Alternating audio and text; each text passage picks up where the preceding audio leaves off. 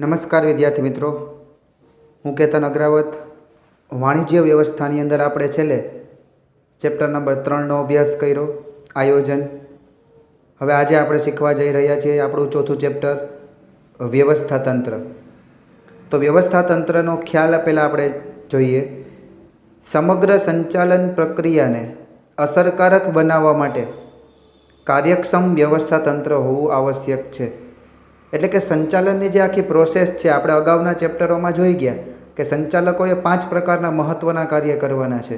એમાંનું એક છે આ વ્યવસ્થા તંત્ર. તો સંચાલકો જે નિર્ણય લેવાના છે, ધંધામાં જે કામ કરવાનું છે, અધિકારીઓ કર્મચારીઓ પાસે જે કામ કરાવવાના છે, આના માટે યોગ્ય પ્રકારનું વ્યવસ્થા તંત્ર જરૂરી છે. જો વ્યવસ્થા તંત્ર વ્યવસ્થિત ન હોય તો ધંધાનું કોઈ પણ કામ વ્યવસ્થિત રીતે થઈ શકવાનું નથી.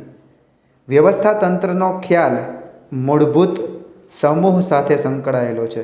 એટલે કે એકઠા થતા લોકો, સમૂહ એટલે એક કરતાં વધારે લોકો.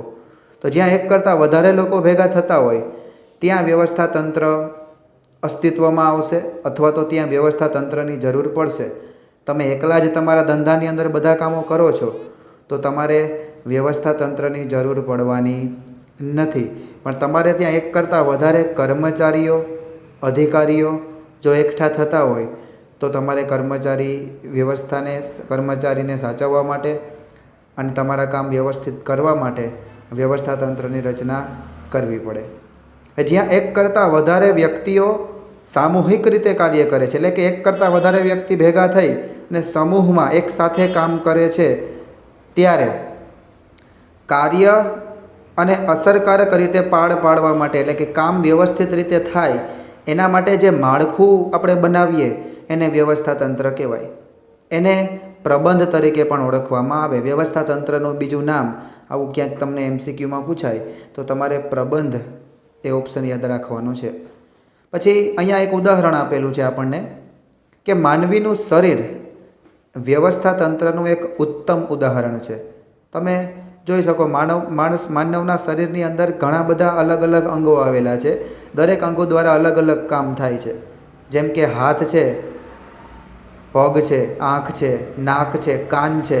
આ બધાના કાર્યો અલગ અલગ છે, છતાં બધા એકબીજા સાથે સંકળાયેલા છે. આંખો જોઈ, પગ ચાલે છે.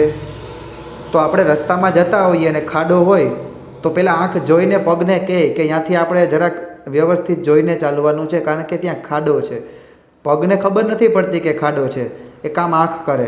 આંખ જોઈ અને પગને કહે કે અહીંયા ખાડો છે તો આપણને ખબર પડે. એટલે આંખ અને પગ આ બે એક જ શરીરના 2 અંગો છે. એના કામ અલગ અલગ છે, છતાં બે એકબીજા માટે કાર્ય કરે છે. તો આવી રીતે માનવનું શરીર છે એક પ્રકારનું ઉત્તમ ઉદાહરણ છે વ્યવસ્થા તંત્રનું. પછી આપણે વાત કરીએ વ્યવસ્થા તંત્રની લાક્ષણિકતાઓ. તો પહેલું આપણને લક્ષણ આપેલું છે, એક્ઝામમાં પણ આ બાબત પૂછાય છે, 3 માર્કમાં યાદ તૈયાર કરી લેવું તમારે કે વ્યવસ્થા તંત્રના લક્ષણો જણાવો. તો પહેલું લક્ષણ છે ધ્યેયલક્ષી પ્રવૃત્તિ. કોઈ ચોક્કસ ધ્યેય હોય તો તમે એના માટે વ્યવસ્થા તંત્રની રચના કરો છો અથવા તો કરાવો છો. એક ચોક્કસ હેતુ પૂરો કરવા માટે કોઈ પણ સંચાલક અથવા તો કોઈ ધંધાર્થી એ વ્યવસ્થા તંત્રની રચના કરે છે. પછી બીજું છે આયોજન પર આધારિત. તમારું જે વ્યવસ્થા તંત્ર છે એ કઈ રીતનું, કયા પ્રકારનું રાખવું, આપણે આગળ આ ચેપ્ટરમાં જેના પ્રકાર શીખવાના છે, તો એનો આધાર તમારા આયોજન ઉપર છે કે તમે કેવા પ્રકારનું આયોજન કરેલું છે એના ઉપર તમારા વ્યવસ્થા તંત્રનો આધાર રહેલો છે. કઈ રીતે તમારે કાર્ય કરવાનું છે, ક્યારે કાર્ય કરવાનું છે, એના ઉપર વ્યવસ્થા તંત્રનો આધાર રહેલો છે. પછી સત્તા અને ફરજોની સોંપણી. વ્યવસ્થા તંત્રની અંદર તમારે એ નક્કી કરવાનું છે કે કયા હોદ્દા ઉપર કે કયા પદ ઉપર કઈ જગ્યાએ કયો વ્યક્તિ આવશે અને કયું કાર્ય કરશે. તો સ્વાભાવિક છે કોઈને આપણે કામ આપીએ તો એના માટે એને પૂરતી આપણે સત્તા આપવી પડે. મતલબ કે કામ એ પોતાની રીતે યોગ્ય નિર્ણય લઈને કરી શકે આવી એને સ્વતંત્રતા આપણે આપવી પડે અને સત્તા કહેવાય. અને ફરજ એટલે કે એ કામ માટેની એની જવાબદારી, એને ફરજ કહીએ આપણે આપણે એની પાસેથી જે ફીડબેક જવાબ માગવાના છે એને ફરજ કહી શકીએ. તો કોઈ પણ વ્યક્તિને આપણે વ્યવસ્થા તંત્રમાં મૂકીએ એની પહેલાં સત્તા અને ફરજ નક્કી થઈ ગયેલા હોવા જોઈએ, કે એ વ્યક્તિ નહીં તો એની જગ્યાએ બીજો વ્યક્તિ આવશે તો એની પણ સત્તા કે ફરજ છે એ જ રહેવાની છે. પછી માનવ પરિબળને મહત્ત્વ. તો વ્યવસ્થા તંત્રની અંદર આપણે માણસને મૂકવાનો છે અને માણસ પાસે કામ કરાવવાનું છે. તો એના માટે માનવ પરિબળ છે એનું ખાસ ધ્યાનમાં રાખવાનું છે. કારણ કે વ્યવસ્થા તંત્રની રચના કર્યા પછી એની અંદર આપણે માણસો મૂકશું તો આપણું કામ થવાનું છે. પછી પાંચમું છે પરિવર્તનશીલતા. સંજોગો પ્રમાણે, પરિસ્થિતિ પ્રમાણે અને સમય પ્રમાણે આપણું વ્યવસ્થા તંત્ર છે એ ફ્લેક્સિબલ હોવું જોઈએ, એટલે કે પરિવર્તનશીલ હોવું જોઈએ. જરૂર પડે ત્યારે એમાં થોડા ઘણા માઇનોર એવા પરિવર્તન થઈ શકવા જોઈએ. પછી છઠ્ઠું છે આંતર સંબંધોની સ્થાપના. વ્યવસ્થા તંત્રના અલગ અલગ વિભાગો, અલગ અલગ કર્મચારીઓ વચ્ચે આંતર સંબંધો હોવા જોઈએ. મેં તમને હમણાં ઉદાહરણ તરીકે સમજાયું કે પગ અને આંખ, શરીરના કોઈ પણ અંગ છે, આ એકબીજા સાથે અને એકબીજા માટે કામ કરે છે. તો આને આંતર સંબંધ કહેવાય. એક કર્મચારીને કામ છે તો બીજો કર્મચારી એના માટે કામ કરતો હોય જેથી કરીને ઓલો સરળતાથી કામ કરી શકે, તો આને એક પ્રકારનો આંતર સંબંધ કહેવાય. આવો આપણા ઘરમાં પણ ખાસ જોવા મળે છે આંતર સંબંધો. આપણે સવારે ઉઠીને સ્કૂલે પહોંચવું હોય તો એના માટે આપણા ઘરના સભ્યો ઘણા બધા કોમ્પ્રોમાઇઝ કરે છે, ત્યારે આપણે સમયસર સ્કૂલે પહોંચી શકીએ છીએ. તો આ બધા છે આંતર સંબંધો છે. એક કામ વ્યવસ્થિત થાય એના માટે એકમમાં રહેલા કે ધંધામાં રહેલા બધા વ્યક્તિઓ જો સપોર્ટ કરતા હોય તો એના આંતર સંબંધો સારા છે એવું કહી શકીએ આપણે. પછી સાતમું છે દેખરેખ અને અંકુશ. વ્યવસ્થા તંત્રની રચના કર્યા પછી એના ઉપર યોગ્ય દેખરેખ એટલે કે એનું સુપરવિઝન થવું જોઈએ અને એના ઉપર યોગ્ય અંકુશ રહેવો જોઈએ. એટલે કે કીધેલું કે ચીંધેલું કામ વ્યવસ્થિત થાય છે કે નહીં એના માટે એના ઉપર યોગ્ય અંકુશ જોઈએ. પછી આઠમું છે સામૂહિક પ્રવૃત્તિ. આપણે શરૂઆતમાં જ જોયું કે જ્યાં એક વ્યક્તિ હોય ત્યાં આપણે વ્યવસ્થા તંત્રની રચના નથી કરવી પડતી, પણ જ્યાં એક કરતાં વધારે લોકો ભેગા થતા હોય ત્યાં વ્યવસ્થા તંત્ર જોઈએ. તો વ્યવસ્થા તંત્ર છે એક પ્રકારની સામૂહિક પ્રવૃત્તિ છે. જ્યાં સમૂહમાં લોકો એકઠા થતા હોય ત્યાં વ્યવસ્થા તંત્ર જરૂરી છે. પછી છે નિયંત્રિત વહીવટી માળખું. એક પ્રકારનું નિયંત્રણ આવી જાય છે કોઈ પણ કર્મચારી ઉપર અને વહીવટી એટલે કે કામ કરવા માટેનું એક પ્રકારનું માળખું છે. પછી આગળ વાત કરીએ આપણે વ્યવસ્થા તંત્રની પ્રક્રિયાના તબક્કા. એટલે કે જો કોઈને આપણે વ્યવસ્થા તંત્રની રચના કે સ્થાપના કરવી હોય તો એના માટે કઈ કઈ પ્રક્રિયા આગળ વધારવી પડે એના માટેના તબક્કાની વાત કરીએ તો પહેલું આપણને આપેલું છે વ્યવસ્થા તંત્રની રચના એક વૈજ્ઞાનિક પ્રક્રિયા છે. એટલે નીતિ નિયમો સાથેની પ્રક્રિયા. આપણે પહેલાં ચેપ્ટરમાં શીખ્યું હતું કે વિજ્ઞાનના પણ કંઈક નિયમો છે, એવી રીતે સંચાલનના પણ પોતાના કંઈક નિયમો છે. એવી રીતે સંચાલન એક વિજ્ઞાન પણ છે. તો વૈજ્ઞાનિક પ્રક્રિયા એટલે કે નીતિ નિયમ સાથેની કોઈ પ્રક્રિયા એ વ્યવસ્થા તંત્ર છે. વ્યવસ્થા તંત્રની આપણે જ્યારે રચના કરીએ ત્યારે એને લગતા જે નીતિ નિયમો છે આપણે એને ફોલો કરવા પડે. અયોગ્ય રીતે વ્યવસ્થા તંત્ર લાંબો સમય સુધી ટકી શકતું નથી અને ધીમે ધીમે એકમનો પણ નાશ કરે છે. અસ્તવ્યસ્ત કામ હોય, કર્મચારીઓ આવે ત્યારે આવે, જાય ત્યારે જતા રહે, આવી રીતનું વ્યવસ્થા તંત્ર કામ કરવું હોય તો કરે, બાકી બેઠા રહે, માલિક પોતે વ્યવસ્થિત ધ્યાન ન આપે, તો આ રીતનું જે વ્યવસ્થા તંત્ર છે લાંબે ગાળે નુકસાનકારક છે અને ધીમે ધીમે આપણા ધંધાનો પણ નાશ કરે છે. વ્યવસ્થા તંત્રની રચના દ્વારા કાર્ય કારણનો સંબંધ સ્થાપિત થાય છે. એટલે કે વ્યવસ્થા તંત્રની રચના છે એ પ્રકારની હોવી જોઈએ કે જેના હિસાબે કંઈક કામ થાય. વ્યવસ્થા તંત્ર એના માટેનું કારણ બનવાનું છે. કેમ કે વ્યવસ્થા તંત્ર છે કામ કરવા માટે સ્થાપેલું છે. તો એ કામ કોના હિસાબે થવાનું છે તો કે આપણા વ્યવસ્થા તંત્રના હિસાબે થવાનું છે. એટલે વ્યવસ્થા તંત્ર છે એ કારણ છે અને એના હિસાબે કોઈ કાર્ય થવાનું છે. આથી તેની રચના યોગ્ય ઢબે એટલે કે વ્યવસ્થિત રીતે થવી જોઈએ. તો વ્યવસ્થા તંત્રની પ્રક્રિયાના તબક્કા વિશે આપણે અભ્યાસ કરીએ તો પહેલું છે હેતુઓની સ્પષ્ટતા. આપણે જે કામ કરવાનું છે, જેના માટે આપણે વ્યવસ્થા તંત્ર બનાવેલું છે, આ હેતુઓ આપણા સ્પષ્ટ હોવા જોઈએ કે કેના માટે, કયા કામ કરવા માટે આપણે વ્યવસ્થા તંત્રની રચના કરી છે અથવા તો કરવાની છે. પછી બીજું છે કાર્યોની યાદી. આપણી પાસે એક પછી એક કયું કામ કરવાનું છે આની સંપૂર્ણ યાદી વ્યવસ્થિત રીતે હોય તો આપણે અસરકારક વ્યવસ્થા તંત્રની રચના કરી શકીએ. અમુક કામ પછી જ થતા હોય છે. જેમ કે કારખાનાની અંદર આપણે કાચો માલ મગાવીએ પછી જ ઉત્પાદન થાય અને પછી જ વેચાણ થાય. તો આવા કાર્યની જે યાદી છે એ તૈયાર કરી લેવી જોઈએ, જેથી કરીને વ્યવસ્થા તંત્રની રચના વ્યવસ્થિત રીતે થાય. ત્રીજું છે કાર્યનું વિભાગીકરણ. આપણે જે કામ કરવાનું છે એનું વિભાગીકરણ પણ આપણે વ્યવસ્થિત રીતે કરવું જોઈએ. ક્યારેક કામ વધી જતું હોય તો અલગ અલગ વિભાગો વચ્ચે આપણે કામ વેચવાનું હોય, અથવા તો ક્યારેક વિભાગોમાં એક પછી એક કામ મોકલવાથી જ એ કામ પૂરું થવાનું હોય.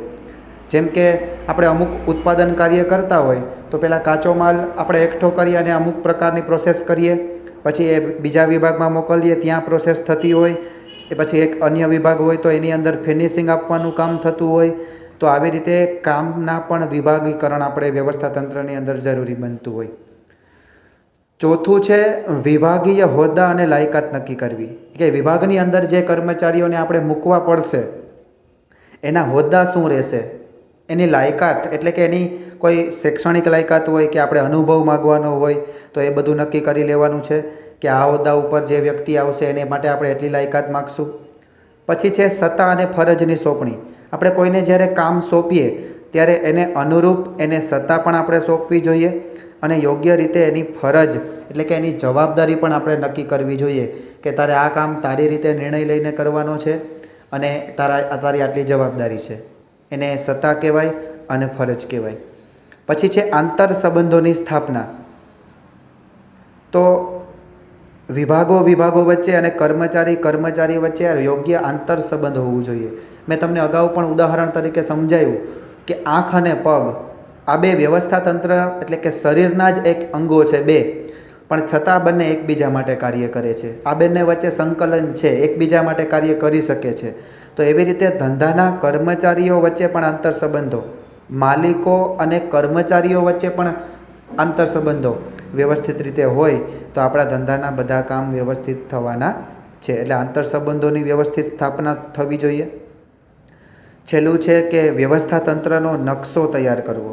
એટલે કે એક કાગળની અંદર એની બ્લુ પ્રિન્ટ તૈયાર કરવી કે આ પ્રકારની આપણે વ્યવસ્થા તંત્ર રાખ્યું છે. આજે ચેપ્ટરની અંદર આપણે વ્યવસ્થા તંત્રના જે નકશા છે એનો પણ આપણે અભ્યાસ કરવાનો છે.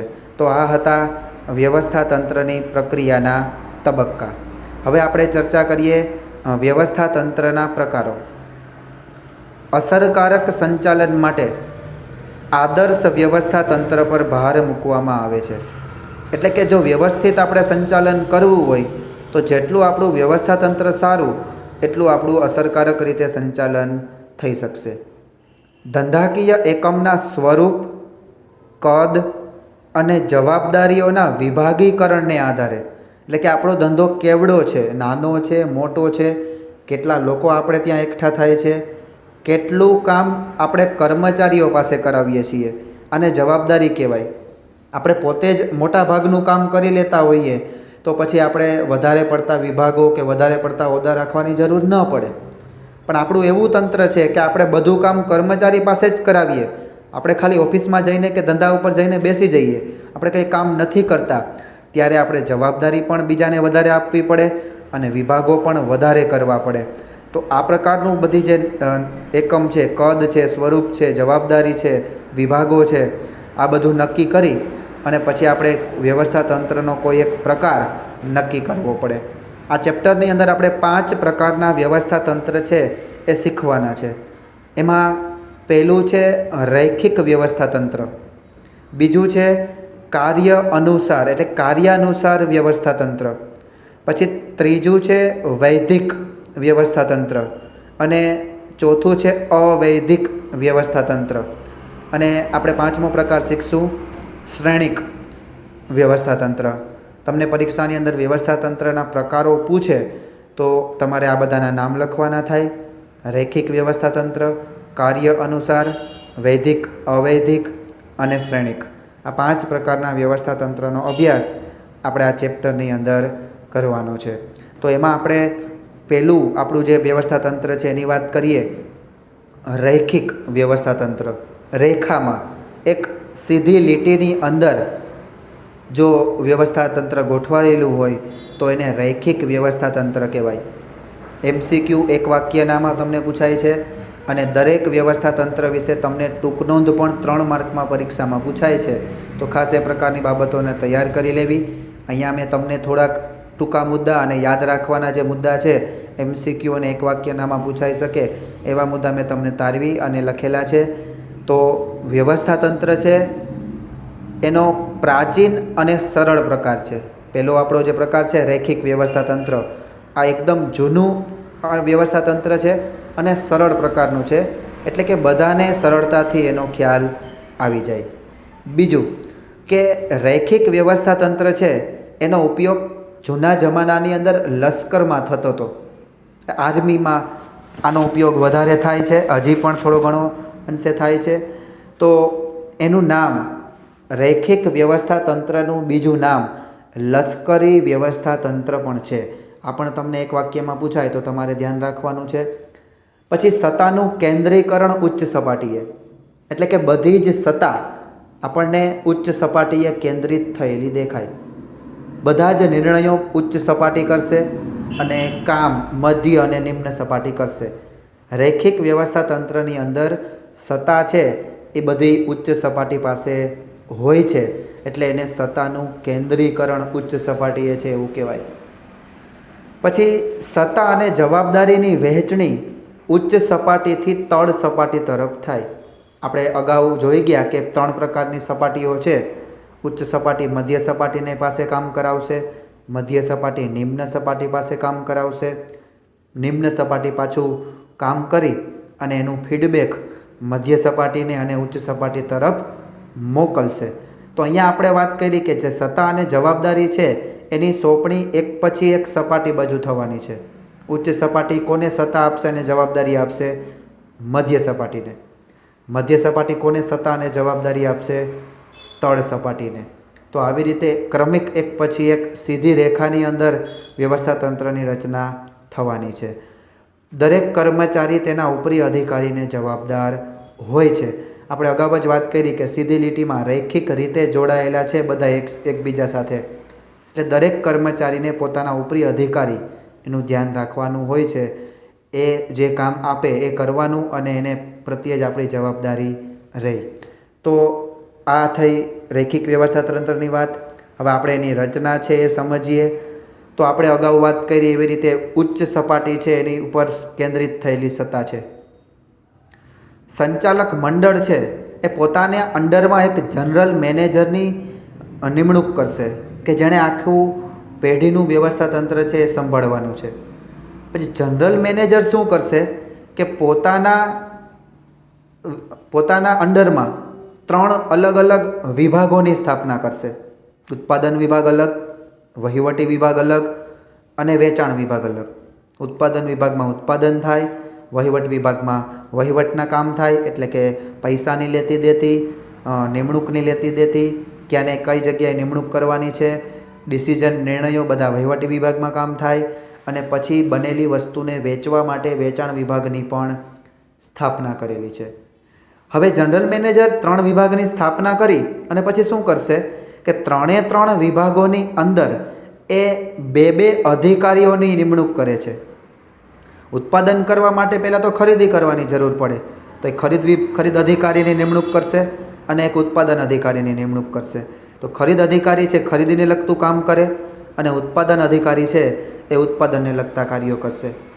પછી વહીવટી વિભાગ જે આપણો છે એની અંદર પણ આપણે 2 અધિકારીની નિમણૂક કરવાની છે. એક વહીવટી અધિકારી અને એક હિસાબી અધિકારી.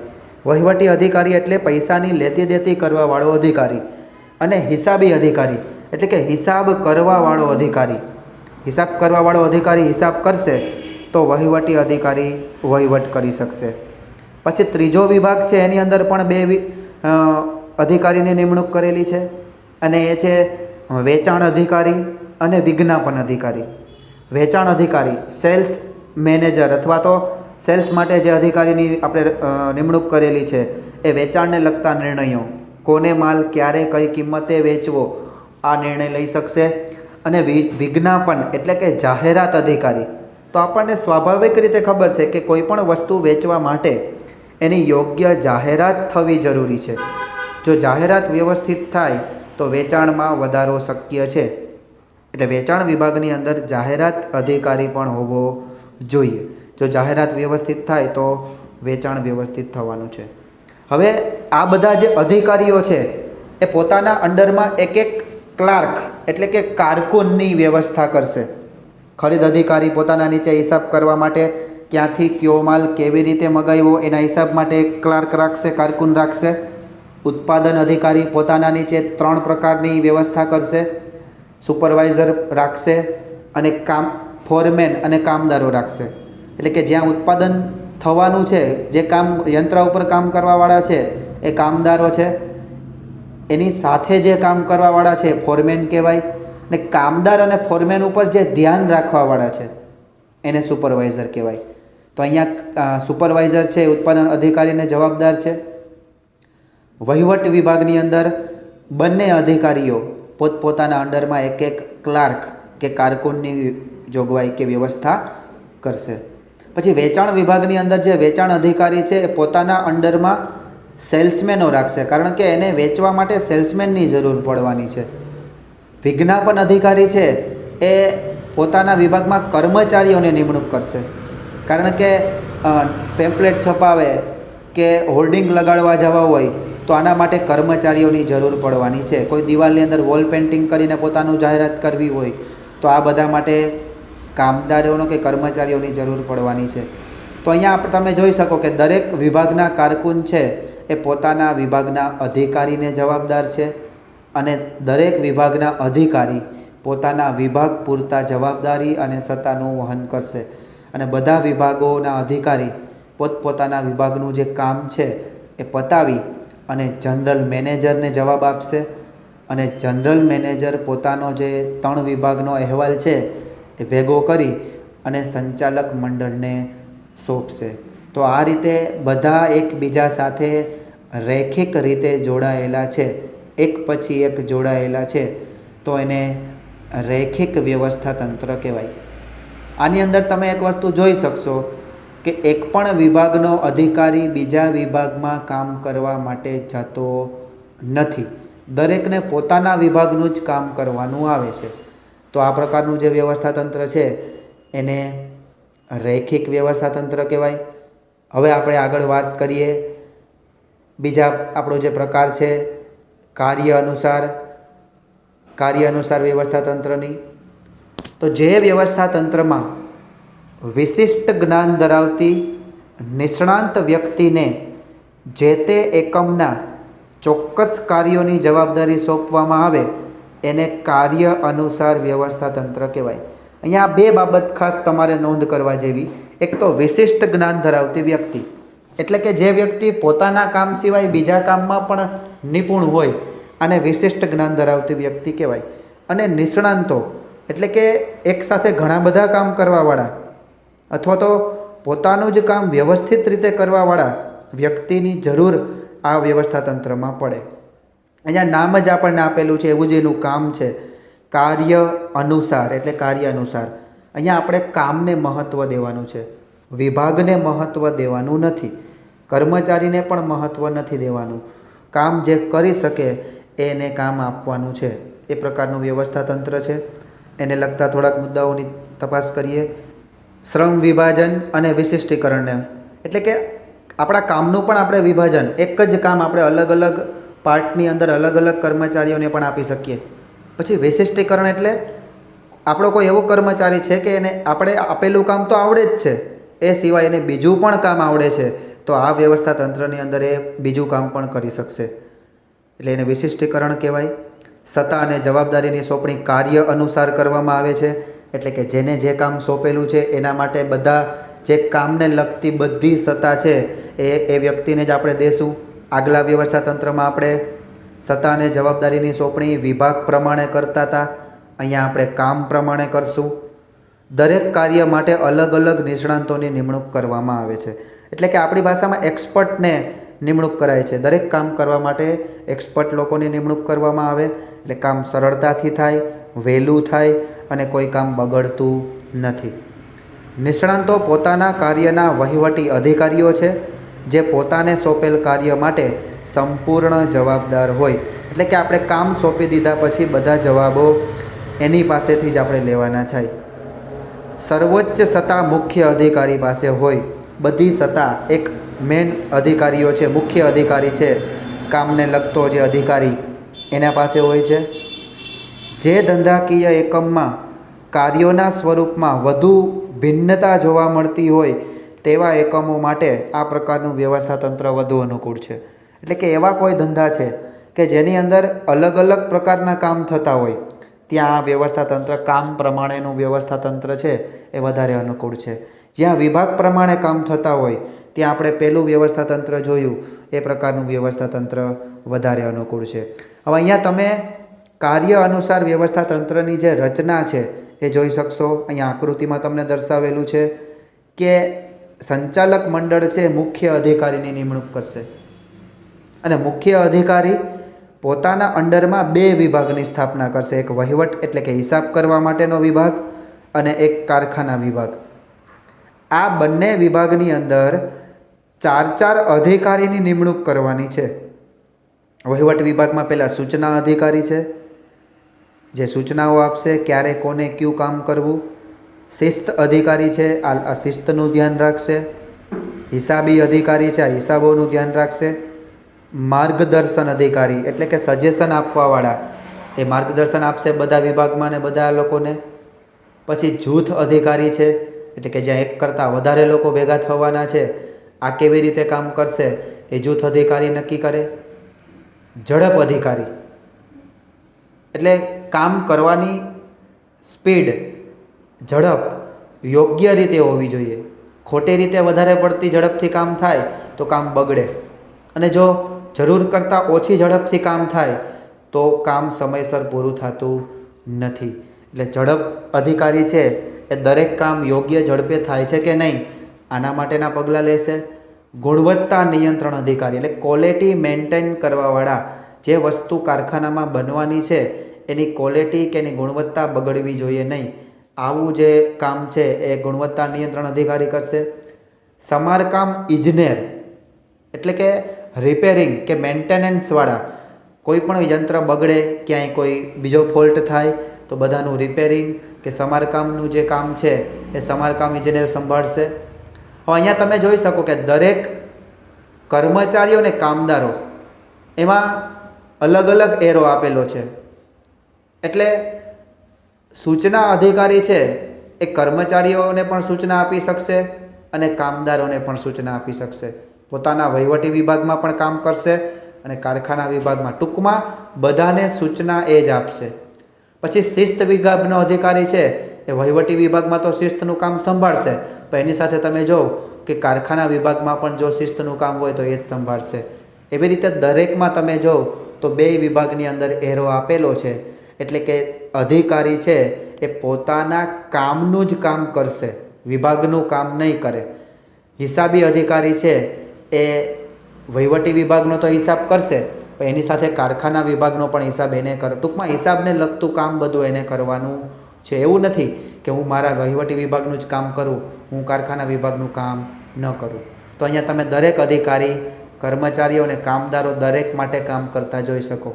તો આ પ્રકારનું જે વ્યવસ્થા તંત્ર છે એને કાર્ય અનુસાર વ્યવસ્થા તંત્ર કહેવાય, અને દરેક કામ માટે પણ એને વ્યવસ્થા તંત્ર રાખવું જોઈએ. આ પ્રકારનું વ્યવસ્થા તંત્ર હોય તો એને કાર્ય અનુસાર કહેવાય. એમાં કામને મહત્ત્વ દેવાનું છે. આગલું જે વ્યવસ્થા તંત્ર આપણે અભ્યાસ કર્યો એની અંદર આપણે વિભાગોને મહત્ત્વ આપવાનું થાય છે. તો આપણે અહીંયા 2 પ્રકારના વ્યવસ્થા તંત્રની આજે માહિતી મેળવી. હવે પછીનું જે વ્યવસ્થા તંત્રના આગળના 3 પ્રકાર છે એની ચર્ચા આપણે હવે પછીના વિડીયોમાં કરશું. તો નેક્સ્ટ આપણે હવે મળશું આગળના વિડીયોમાં. ત્યાં સુધી આવજો.